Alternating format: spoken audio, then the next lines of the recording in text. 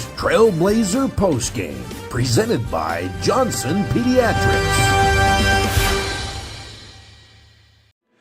All right, welcome back to Phoenix, Arizona and Global Credit Union Arena on the campus of Grand Canyon University. Trailblazers lose this one tonight by 22, 90-68 to Grand Canyon. Trailblazers have now lost 13 straight games, and they finished the year 0-16 on the road.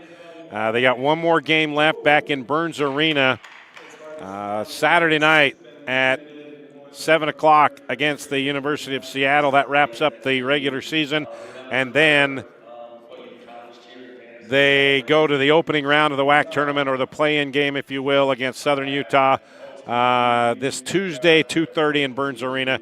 The winner of that will move on to WAC Vegas to take on the top seed, which as of right now, it's Utah Valley. Wolverines have a one-game lead over this Grand Canyon team, with one game remaining for both teams. So Trailblazers hung around. They trailed by 10 at the half. They were matching them physicality-wise.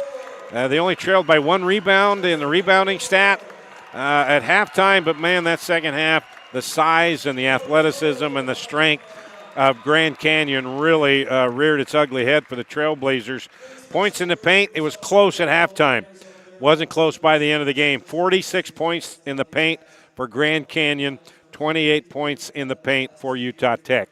That's where the game was lost here by the Trailblazers. Trailblazers turned it over 13 times, and that resulted into 18 points for Grand Canyon. The Lopes turned it over 11 points, resulting in 17 points for Utah Tech. So not much there. Trailblazers never led in this game. Wire-to-wire win for Grand Canyon. And out on the floor now, you see Coach Bryce Drew and the Lopes celebrating their seniors. And as this is the final home game for them, they'll wrap up the regular season on the road Saturday at Abilene Christian. So, speaking of Seattle, they lost to this Grand Canyon team Saturday by 3. And I'm going to get a check here.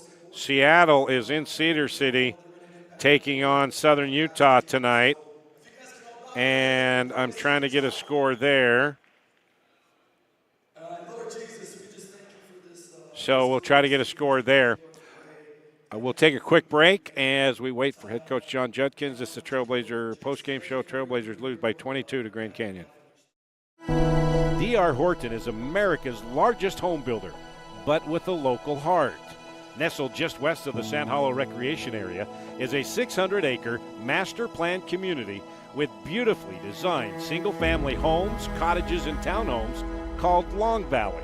Visit us at drhorton.com and join us in continuing the American dream of home ownership and build your next home with D.R. Horton, America's builder. Experience the magic of Southern Utah from the sky and the ground at Confetti Pebbles Hot Air Balloons. They take you on breathtaking journeys across the stunning landscapes of St. George, Hurricane, and beyond. But why just visit when you can live here? Priority First Real Estate is dedicated to helping you find your dream home. Together, they bring you closer to the community, closer to nature, closer to home. Confetti Pebbles Hot Air Balloons and Priority First Real Estate, where adventure meets home. Hey there, sports fans. Ready to take a time out from the sidelines and jump into the action? St. George Regional Airport has you covered. Score big with convenient flights that take you from our Red Rocks to destinations around the globe. Whether it's the bright lights of L.A. or an exotic getaway across the Pacific, your adventure starts right here at home. When you're planning that epic getaway, St. George Regional Airport is your home field advantage. All right, back here in Phoenix, Arizona, Trailblazers lose this one tonight, 90-68. They lose by 22. The final true road game of the regular season.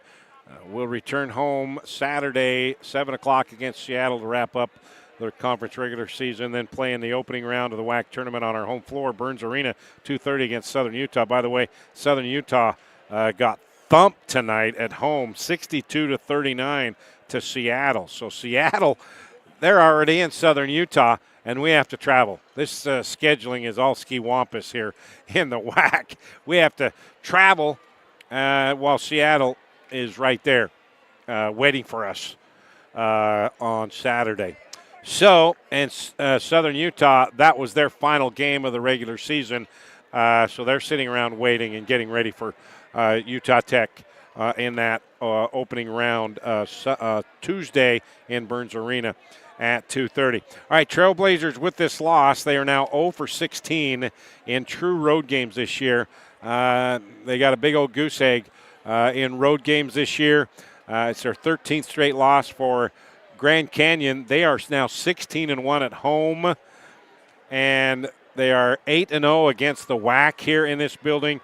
They've won 12 of their last 13, and they've won 6 in a row. So, obviously, the Lopes here and Utah Valley, the class of the WAC, and, they're going to be the 1 and 2 seed. That will be determined if Utah Valley wins. They'll be the number 1 seed Saturday. And if they lose and Grand Canyon wins, then they'll be tied. And I assume that, Grand Canyon has the better overall record. So I don't know the tiebreaker, so I'm not just going to guess there. But Trailblazers tonight shot nearly 38%, 23 of 61 from the floor, 31%, 9 for 29 from beyond the arc, and 13 of 17 from the free throw line. Trailblazers had 14 assists on 23 made shots. For Grand Canyon, they shot 58.5% from the floor, 5 of 17 from three-point land, and 23 of 33 from the foul line. They averaged 25 foul shot attempts a game. That's 10th in the nation, and they make 18.5 free throws a game. That's number 8 in the country. Tonight they were 23 of 33, so they were above their quota there as far as attempts and makes. Leading the way for Grand Canyon, nobody really went off and had a monster game. Jacoby Cole showed his size and athleticism. He had 19 points, 13 for Caleb Shaw off the bench. Ray Harrison had 13, 10 of those in the second half. Duke Brennan, he had 12 points and 10 rebounds, a double-double. For Utah Tech, leading the way was Madiba Owana. He had 20 points, 2 off his career high. He had 3 assists and 2 rebounds. Noah Gonzalez had 10 points, all in the first half, I believe. Yeah, Noah had 10 points and nothing in the second half. So Noah now 16 points from moving into third on the all-time scoring list, passing Hunter Schofield to have a chance to do that at home Saturday against Seattle. Beon Riley had 10, 7 of those in the second half, and he also had 7 rebounds. Hakeem Bird was 6. And how about Dallin Grant off the bench? Hasn't been used much. 3 of 7 off the bench, 7 points, 2 rebounds, and an assist. Dallin Grant really came in and was a spark for Utah Tech. So we're going to take a break. Head coach John Judkins will join us when we come back. Welcome to St. George Academy, home of the Dragon Slayers, where academic excellence meets individualized learning right here in Southern Utah.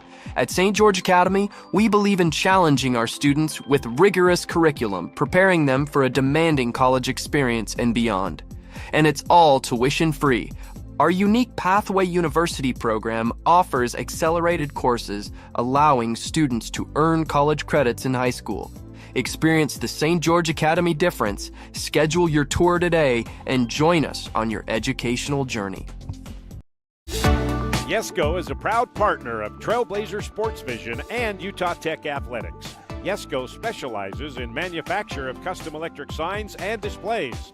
From the smallest to the largest, Yesco can design, manufacture, install, and maintain an identification package that is tailored to your specific needs. Yesco has been serving Utah businesses for well over 100 years with quality signage and exceptional service. To see how Yesco can serve you, go to yesco.com. Craving something sweet but healthy? Come to Berries and Cream, the original spot for fresh berries in our delicious sweet cream. Locally owned and operated right here in St. George. We offer a cold, refreshing treat that's perfect for the southern Utah climate. Fresh fruit has never tasted so good.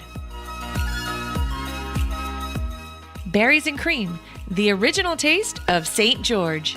All right, back here in Phoenix, Arizona, Global Credit Union Arena. Trailblazers lose this one by 22 to Grand Canyon. Head coach John Judkins joins me now on the Johnson Pediatric Dentistry postgame show. All right, Coach, first half, they had 18 rebounds, you had 17. They've got the size and strength advantage, but you were right there. But that second half, it just didn't go the way you wanted to. Well, again, you look at stats and so forth, which I don't really care about, but I mean you do, but you can't look at it. But the difference in it was we came out and we fouled again. I mean, we shot 12 foul shots the first half. They shot 13, pretty even. Second half, they shot 20 foul shots. We shot 5. So again, is it the more aggressive team gets the calls? A good chance that's probably true. But also what they do really well, which we're trying to tell our guys to do, is they are really physical with their bodies. When you drive, they body you, they body you, they body you. When they drive, we reach. And when you reach, you're going to get fouls called. And every official, good or bad, is going to call reaches. And that's where we got them. We got in foul trouble early with I thought Akeem got some, but I thought Madiba was playing really well, and he got 3 dumb fouls in the first half. JB gets 3 dumb fouls in the first half. So, I mean, we were planning on going into our bench a lot tonight, like we said it earlier. We were going to do it. I just thought, we want to get some rest for our guys, and we tried some different things, but that was it. And they scored 46 points in the paint. But I thought the turning point was, I think we were down 6. We made a run. He called timeout. We went to a little half-court trap, and we got him right where we wanted. And Toby was a little bit late, but I swear he hit the ball, and they called a foul. Because you were on your way for another dunk. Yeah, I mean, I thought it was pretty clean. But, again, he was a little bit late. So that happens. They go make the 1-on-1. There's a 1-on-1. They're already in the bonus. They go up 8 now, where we could have cut it to 4. And then they just started crashing the crap out of the glass, and they got a lot of second, third. We had a couple of the ball were bouncing in the air, and we had guys leaking out before we had the ball, and you just can't do that with a team like this. So, but again, you got to play, to beat them here. That's why they're so good here. This fan base is unbelievable. You have to play really smart, and you have to be tough, and you got to be solid on the defensive end. And tonight, it just wasn't our night for that. Dallin Grant came in Played and really well. Really gave you a good spark. He did, and I talked to Dallin today at shoot around and said, "Hey, hey, be ready. I'm going to give you some minutes." I gave Sammy a chance last game, and I don't think he did that, and so I gave Dallin a move, and I thought he did really good. He got tired really quick, which I get. They haven't played for a while, and it's going to happen. I said, guys, I'm going to put you in, but give me everything you got. You might be 1 minute, 2 minutes, 3 minutes. Most of our guys got 7 minutes. Everybody got about 7 minutes tonight. And that's what I said at the last time out was, guys, this is where, hey, the game might be over if you feel that way, but this is where I got to trust you. When you're out there, can you guard? Can you take care of the ball? Then when the game's close, I feel like I can go to you. But I thought Dallin played well. I thought Madiba gave us some good minutes for as many minutes as he had. And so some things that way. Stone was trying to score too many points. He's got to let it come to him, and I need him to be a better defender, a better rebounder. Sometimes I think he's trying to score all the time, but we just didn't set screens tonight very good either. They pressured us, and we did screen. And if you don't set screens on pressure, they're going to eat you alive. And our turnovers were fine. I mean, we had 13 turnovers, which is, we always say 13 or less in every game. So that part wasn't bad, but we just couldn't get into our offense and get good shots. Like you said, finding Noah, we couldn't get Noah open. We weren't setting enough good screens to get him some shots. All right, go back home to wrap up the regular season Saturday, 7 o'clock against Seattle. Then you're working towards the opening round game Tuesday, 2:30 against Southern Utah for the third time. So, again, that's why it's March Madness. You can start feeling good about yourself. They thumped Southern Utah in Cedar City tonight.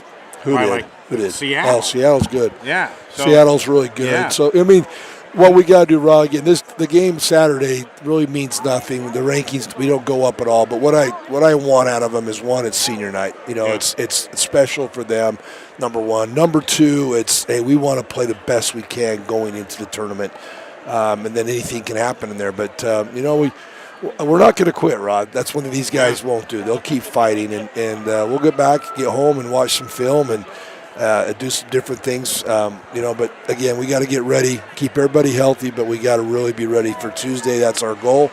But I know they're going to want to play really hard on Saturday because it's our seniors, and then we want to end on a good note for them. But also the tournament's there too, so it's really not their last game. But we're going to celebrate the seniors. So hopefully people come out and support that. But, it was fun to see some guys play differently tonight, give them a chance, and hopefully we can do it again on Saturday. 6 seniors will be playing their final regular season home game, as Tuesday's opening round will be taken over by the WAC, so it's technically not a Utah Tech home game. So 6 seniors, including Noah Gonzalez, and you can pretty much say that Noah is one of the very few of the last 6 or 7 years that has stayed at one program his entire career. Yeah. And he deserves the respect. Oh, and no he deserves question. the people to come out and to honor him and say, hey, thank you for sticking with us, because he could have gone back home and played for Utah Valley or something like that, but he was loyal to you and this program.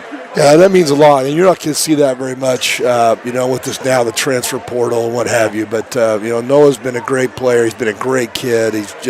He's really fun to coach, and you're right, the respect. I mean, we need to let them know that's what we got to do. We're trying everything we can to keep people. It's not like we're not trying. Yeah. It's just some of these guys are chasing money. Some of these guys think it's going to be better somewhere else, play more.